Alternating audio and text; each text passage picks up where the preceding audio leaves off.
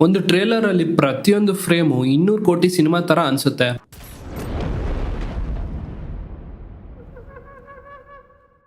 ಅದ್ರ answer budget ಅಲ್ಲಿ ಇಲ್ಲ, ಕ್ರಿಯೇಟಿವ್ ಡಿಸಿಷನ್ ಅಲ್ಲಿ ಇರುತ್ತೆ. ಇದು ರಿವ್ಯೂ ಅಲ್ಲ, ರಿಯಾಕ್ಷನ್ ಕೂಡ ಅಲ್ಲ, ಇದು ಒಂದು ಫಿಲಮ್ ಮೇಕಿಂಗ್ ಬ್ರೇಕ್ ಡೌನ್ ಆಗಿರುತ್ತೆ. ಫಸ್ಟ್ನೇ ಸರಿ ಟಾಕ್ಸಿಕ್ ಟ್ರೇಲರ್ ನೋಡಿದಾಗ ನಾವು ಹೀರೋನ ನೋಡ್ತೀವಿ, ವಿಜುವಲ್ ನ ನೋಡ್ತೀವಿ, ಆಕ್ಷನ್ ನೋಡ್ತೀವಿ. ಆದ್ರೆ ಟ್ರೇಲರ್ ನ ಎರಡನೇ ಸರಿ ಫಿಲಮ್ ಮೇಕರ್ ವ್ಯೂ ಅಲ್ಲಿ ನೋಡಿದ್ರೆ ಇನ್ನೊಂದು ಸಿನಿಮಾನೇ ಕಾಣಿಸುತ್ತೆ.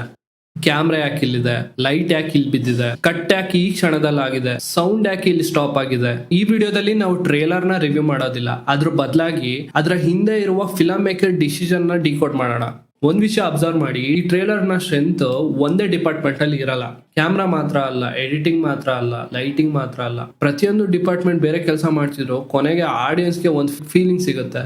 ಇದೇ ವಿಜುವಲ್ ಸ್ಟೋರಿ ಟೆಲ್ಲಿಂಗ್ ನ ದೊಡ್ಡ ಸೀಕ್ರೆಟ್. ಒಂದು ಫ್ರೇಮ್ ಚೆನ್ನಾಗಿರೋದು ಒಂದು ಮುಖ್ಯ ಆಗಿರಲ್ಲ, ಆ ಫ್ರೇಮ್ ಯಾಕೆ ಆ ತರ ಆಗಿದೆ ಅನ್ನೋದು ಮುಖ್ಯ. ಹಾಗಾದ್ರೆ ಫಸ್ಟ್ನೇ ಕ್ವಶನ್ ಇಂದ ಶುರು ಮಾಡೋಣ. ಈ ಟ್ರೇಲರ್ ನ ಫಸ್ಟ್ನೇ ಸರಿ ನೋಡಿದಾಗ ಏನ್ ಫೀಲಿಂಗ್ ಕೊಡುತ್ತೆ? ಸೊ ಅಬ್ಸರ್ವ್ ಮಾಡಿ, ಸ್ಟಾರ್ಟಿಂಗ್ ಅಲ್ಲೇ ಸ್ವಲ್ಪ ಹೊತ್ತಿಗೆನೆ ಎಲ್ಲಾನು ಎಕ್ಸ್ಪ್ಲೇನ್ ಮಾಡಲ್ಲ. ಮೊದಲು ಎಮೋಷನ್ ಕೊಡುತ್ತೆ. ನಮ್ಗೆ ಎಲ್ಲ ಆನ್ಸರ್ಗಳು ಸಿಗಲ್ಲ, ಅದ್ರ ಬದಲು ಕ್ವಶನ್ಗಳನ್ನ ಉಟ್ಕೊಳ್ಳುತ್ತೆ. ಯಾಕೆ, ಏನು, ಈ ವರ್ಡ್ ಏನು, ಕಾನ್ಫ್ಲಿಕ್ಟ್ ಏನು. ಇದು most important story telling decision. ಅದಕ್ಕೆ ಒಳ್ಳೆ ಟ್ರೇಲರ್ ಸಿನಿಮಾ ನೋಡ್ಬೇಕು ಅನ್ನೋ ಕ್ಯೂರಿಯಾಸಿಟಿನ ಬಿಲ್ಡ್ ಮಾಡೋದು ಅವರ ಕೆಲಸ ಆಗಿರುತ್ತೆ. ಈ ಫ್ರೇಮ್ ಅಲ್ಲಿ ಯಾರಿದ್ದಾರೆ ಅನ್ನೋದಕ್ಕಿಂತ ಯಾಕೆ ಅಲ್ಲಿದ್ದಾರೆ ಅನ್ನೋದನ್ನ ನೋಡ್ಬೇಕಾಗತ್ತೆ. ಏನು ತೋರಿಸಿದ್ದಾರೆ ಅನ್ನೋದಕ್ಕಿಂತ ಏನು ಹೈಡ್ ಮಾಡಿದ್ದಾರೆ ಅನ್ನೋದನ್ನ ನೋಡಿ. ಇಲ್ಲಿಂದಾನೇ ವಿಜುವಲ್ ಸ್ಟೋರಿ ಟೆಲ್ಲಿಂಗ್ ಸ್ಟಾರ್ಟ್ ಆಗುತ್ತೆ. ಅಂದ್ರೆ ಸ್ಟೋರಿ ಟೆಲ್ಲಿಂಗ್ ಡೈಲಾಗ್ ಬಂದ್ಮೇಲೆ ಸ್ಟಾರ್ಟ್ ಆಗಲ್ಲ, ಕ್ಯಾಮ್ರಾ ಕೂಡ ಫಸ್ಟ್ ಡೈಲಾಗ್ ಇಂದ ಸ್ಟಾರ್ಟ್ ಆಗುತ್ತೆ. ಈಗ ಕ್ಯಾಮ್ರಾ ಲ್ಯಾಂಗ್ವೇಜ್ ಕಡೆ ಬರೋಣ. ಕ್ಯಾಮ್ರಾದ ಕೆಲಸ ಬರೀ ಸೀನ್ ನ ರೆಕಾರ್ಡ್ ಮಾಡೋದು ಮಾತ್ರ ಅಲ್ಲ, ಆಡಿಯನ್ಸ್ ಏನ ನೋಡ್ಬೇಕು, ಎಷ್ಟು ಹತ್ರದಿಂದ ನೋಡ್ಬೇಕು, ಯಾವ ಡೈರೆಕ್ಷನ್ ಅಲ್ಲಿ ನೋಡ್ಬೇಕು ಅನ್ನೋದನ್ನ ಕ್ಯಾಮ್ರಾ ಡಿಸೈಡ್ ಮಾಡುತ್ತೆ. ಒಂದು ವೈಟ್ ಶಾಟ್ ಕ್ಯಾರೆಕ್ಟರ್ ಅಲ್ಲಿ ಇರೋ ಪ್ರಪಂಚನ ತೋರಿಸುತ್ತೆ. ಕ್ಯಾಮ್ರಾ ಹತ್ರ ಬಂದಾಗ ಅದೇ ಕ್ಯಾರೆಕ್ಟರ್ ನ ಎಮೋಷನ್ ನಮ್ಮ ಹತ್ರ ಬರುತ್ತೆ. ಅದೇ ಸೀನ್ ಕ್ಯಾಮ್ರಾ ಡಿಸ್ಟೆನ್ಸ್ ಚೇಂಜ್ ಆದಾಗ ನೋಡೋ ಎಕ್ಸ್ಪೀರಿಯನ್ಸ್ ಚೇಂಜ್ ಆಗುತ್ತೆ. ಇನ್ನೊಂದು ವಿಷಯ, ಕಾಂಪೋಸಿಷನ್. ಒಂದು ಫ್ರೇಮ್ ನಲ್ಲಿ ಸಬ್ಜೆಕ್ಟ್ ಎಲ್ಲಿ ನಿಲ್ಬೇಕು ಅನ್ನೋದು ರ್ಯಾಂಡಮ್ ಅಲ್ಲ, ನಮ್ಮ ಕಣ್ಣನ್ನ ಎಲ್ಲಿ ನೋಡ್ಬೇಕು ಅನ್ನೋದನ್ನ ಫ್ರೇಮ್ ಗೈಡ್ ಮಾಡುತ್ತೆ. ಅದಕ್ಕೆ ಒಳ್ಳೆ ಕಾಂಪೋಸಿಷನ್ ಅಂದ್ರೆ ಬ್ಯೂಟಿಫುಲ್ ಫ್ರೇಮ್ ಅಲ್ಲ, ನಮ್ಮ ಗಮನನ ಸರಿಯಾದ ಜಾಗಕ್ಕೆ ಹೋಗೋದು ಫ್ರೇಮ್. ಈಗ ಗ್ರಾಫಿಕ್ಸ್ ನ ಮತ್ತೆ ತೆಗೆದು ನೋಡಿ, ನಿಮ್ಗೆ ಕಾಂಪೋಸಿಷನ್ ಕಾಣಿಸ್ತಿದ್ಯಾ? ಕ್ಯಾಮ್ರಾ ಮೂವ್ಮೆಂಟ್ ಕೂಡ ಇದೇ ತರ. ಕ್ಯಾಮ್ರಾ ಮೂವ್ ಆಗ್ತಿದೆ ಅಂದ್ರೆ ಅದು ಸ್ಟೈಲಿಗೆ ಮಾತ್ರ ಅಂತ ಹೇಳಕ್ ಆಗಲ್ಲ.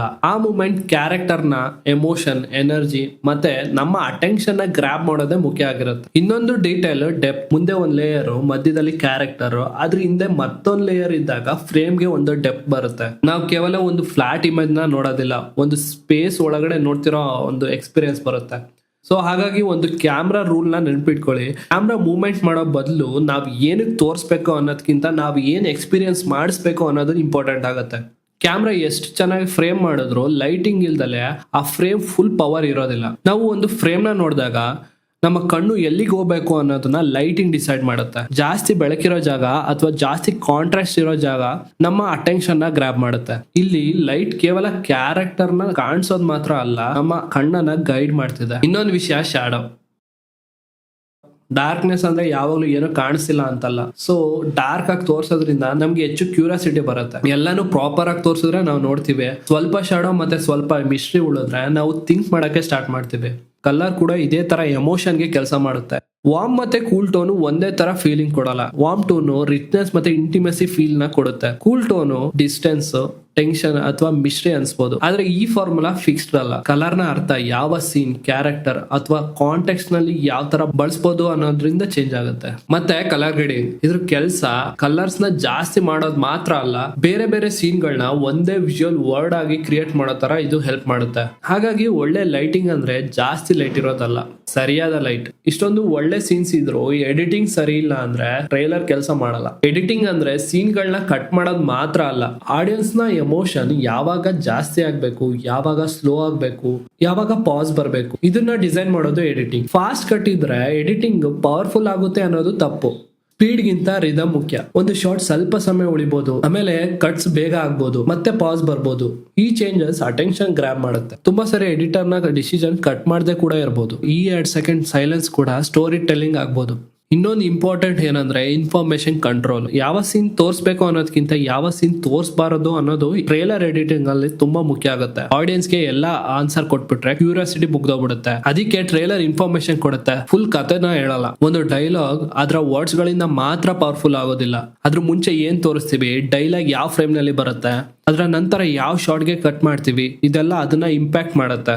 ಮತ್ತೆ ಸೌಂಡ್, ಮ್ಯೂಸಿಕ್ ಮತ್ತೆ ಸೌಂಡ್ ಡಿಸೈನ್ ಒಂದೇ ಅಲ್ಲ. ಮ್ಯೂಸಿಕ್ ಎಮೋಷನ್ ಗೆ ಸಪೋರ್ಟ್ ಕೊಡುತ್ತೆ, ಸೌಂಡ್ ಡಿಸೈನ್ ಸೀನ್ ನಲ್ಲಿ ನಾವ್ ಇದೀವಿ ಅನ್ನೋ ಪ್ರೆಸೆನ್ಸ್ ನ ಕ್ಯಾರಿ ಮಾಡುತ್ತೆ. ಒಂದು ಫುಡ್ ಸ್ಟೆಪ್, ಒಂದು ಡೋರು, ಒಂದು ಅಟ್ಮಾಸ್ಫಿಯರ್, ಇಂತ ಸಣ್ಣ ಸೀನ್ ಕೂಡ ರಿಯಾಲಿಟಿನ ಜಾಸ್ತಿ ಮಾಡುತ್ತೆ. ಹಾಗಾಗಿ ಎಡಿಟಿಂಗ್ ಅಂದ್ರೆ ಫಾಸ್ಟ್ ಆಗಿ ಕಟ್ ಮಾಡೋದಲ್ಲ, ಸರಿಯಾದ ಎಮೋಷನ್ ಮತ್ತೆ ಸರಿಯಾದ ರಿದಮ್ ನ ಕೊಡೋದು.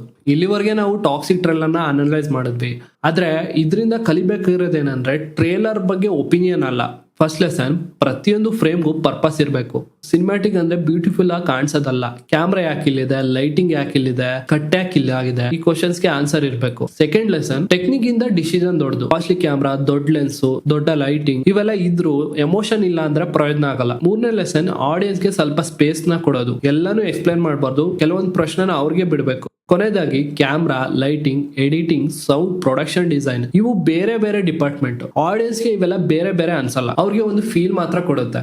ಅದೇ ಒಳ್ಳೆ ಫಿಲ್ಮ್ ಮೇಕಿಂಗ್ ಸ್ಟ್ರೆಂತ್. ಹಾಗಾದ್ರೆ ಟಾಕ್ಸಿಕ್ ಟ್ರೇಲರ್ ಯಾಕೆ ಇಷ್ಟೊಂದು ಇಂಪ್ಯಾಕ್ಟ್ ಮಾಡ್ತಿದೆ? ಉತ್ತರ ಒಂದೇ ಒಂದು ಕ್ಯಾಮ್ರಾದಲ್ಲಿ ಇಲ್ಲ, ಒಂದೇ ಲೈಟಿಂಗ್ ಅಲ್ಲೂ ಇಲ್ಲ, ಒಂದೇ ಎಡಿಟಿಂಗ್ ಅಲ್ಲೂ ಇಲ್ಲ. ಪ್ರತಿಯೊಂದು ಕ್ರಿಯೇಟಿವ್ ಡಿಸಿಷನ್ ಒಂದು ಎಕ್ಸ್ಪೀರಿಯನ್ಸ್ ಕಡೆ ಕೆಲಸ ಮಾಡುತ್ತೆ. ಮುಂದಿನ ಸರಿ ಟಾಕ್ಸಿಕ್ ಟ್ರೇಲರ್ ನೋಡಿದಾಗ ಯಶ್ ಅವ್ರನ್ನ ಮಾತ್ರ ನೋಡ್ಬೇಡಿ, ಕ್ಯಾಮ್ರಾ ಎಲ್ಲಿದೆ ನೋಡಿ, ಲೈಟ್ ಎಲ್ಲಿಂದ ಬರ್ತಿದೆ ನೋಡಿ, ಫ್ರೇಮ್ ನ ಯಾಕೆ ಹಿಂಗ್ ಬಿಲ್ಡ್ ಮಾಡಿದೆ ಅಂತ ನೋಡಿ, ಎಡಿಟರ್ ಯಾಕೆ ಇಲ್ಲೇ ಸೀನ್ ಕಟ್ ಮಾಡಿದ್ದಾರೆ ಅಂತ ಯೋಚನೆ ಮಾಡಿ. ಆಗ ಮತ್ತೆ ಅದೇ ಟ್ರೇಲರ್ ಹೊಸದಾಗಿ ಕಾಣಿಸೋ ತರ ಶುರು ಆಗುತ್ತೆ.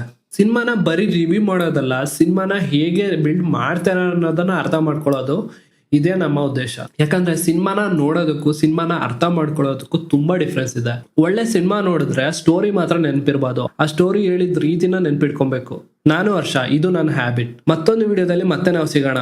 ವಿಡಿಯೋ ಇಷ್ಟ ಆಗಿದ್ರೆ ಸಬ್ಸ್ಕ್ರೈಬ್ ಮಾಡಿ ಮತ್ತೆ ನಾಲೆಜ್ ನ ಶೇರ್ ಮಾಡಿ. ಇದು ನನ್ನ ಫಸ್ಟ್ ಫೇಸ್ ಟಾಕಿಂಗ್ ವಿಡಿಯೋ ಆಗಿರೋದ್ರಿಂದ ಸ್ವಲ್ಪ ನರ್ವಸ್, ಸ್ವಲ್ಪ ಟೆನ್ಷನ್ ಆಗಿದ್ರು ಕೂಡ ನಾನು ಇದನ್ನ ಫಿನಿಶ್ ಮಾಡೋಕೆ ಟ್ರೈ ಮಾಡಿದ್ದೀನಿ. ನೆಕ್ಸ್ಟ್ ವಿಡಿಯೋ ಇಂದ ಇಂಪ್ರೂವ್ ಮಾಡ್ಕೊಳ್ಳೋ ತರ ಆಗುತ್ತೆ. ಇದಕ್ಕೆ ನಿಮ್ಮ ಸಪೋರ್ಟ್ ಬೇಕಾಗಿರುತ್ತೆ. ಮುಂದಿನ ವಿಡಿಯೋದಲ್ಲಿ ಸಿಗೋಣ.